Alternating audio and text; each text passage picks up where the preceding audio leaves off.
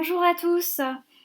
Donc là, je veux juste présenter une activité que je vais te demander de faire chez toi. Et donc cette activité, elle se présente sous la forme d'une bande dessinée. On te dit, deux alpinistes font l'ascension du Mont Blanc. Le premier alpiniste, il fait trop froid, l'eau va geler dans nos gourdes, elles seront alors plus lourdes. Mais non, cela ne change rien. Alors, à partir de cette situation, quelle est la question scientifique qui peut être soulevée par cette petite bande dessinée? On nous dit, il fait trop froid, l'eau va geler dans nos gourdes. Ça veut dire que l'eau, elle va passer de l'état liquide à l'état solide. C'est une solidification.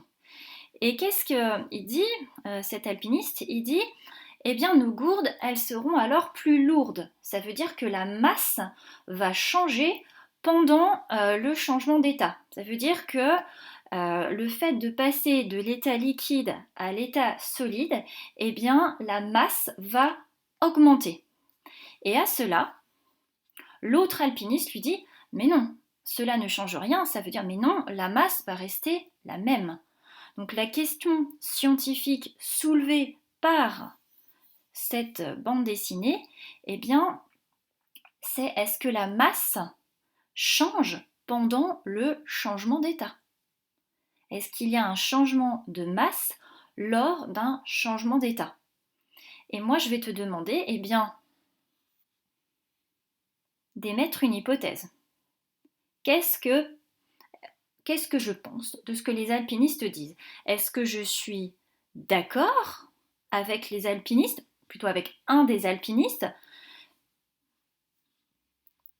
Par exemple, est-ce que je pense comme l'alpiniste de gauche que la masse va augmenter?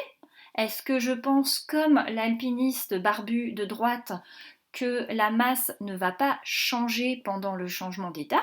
Ou est-ce que je pense, par exemple, que la masse va diminuer pendant le changement d'état?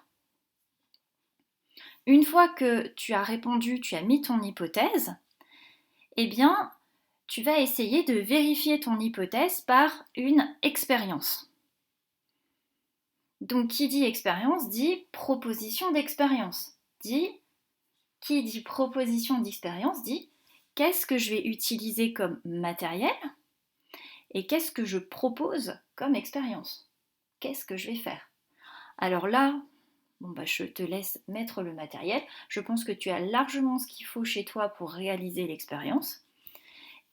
Et pour faire le protocole, soit tu écris, soit alors tu peux aussi faire un schéma. Mais je te rappelle que si tu fais un schéma se fait à la règle, au crayon de papier, et tout est légendé. C'est-à-dire que si sur chaque schéma, je ne sais pas moi, tu utilises un vert, et bien sur chaque schéma, il faut me faire un trait et écrire vert. Une fois que tu auras réalisé ton expérience, il y a bien des choses que tu auras mesurées. On parle de masse, donc tu auras bien mesuré des masses. Eh bien, il va falloir me mettre ces valeurs. C'est ça que j'attends, mes observations, mes résultats. En réalisant mon expérience, qu'as-tu observé? Donc c'est là où il faut que tu mettes toutes les valeurs qui viennent de ton expérience. Je ne sais pas, moi, si tu as mesuré une température, tu dois mettre la température est de temps. Si tu as mesuré une masse, la masse est de temps. Et une fois que tu as mis tes observations, tes résultats, il va falloir conclure. Alors quand on conclut, on peut reprendre son hypothèse de départ. Est-ce que c'est juste? Est-ce que c'est pas juste? Et puis finalement, qu'est-ce que je peux conclure de mon expérience? Et la conclusion de l'expérience, ça vient de la question scientifique posée par le dessin.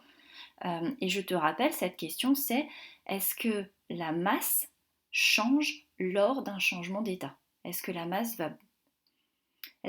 se conserve lors d'un changement d'état?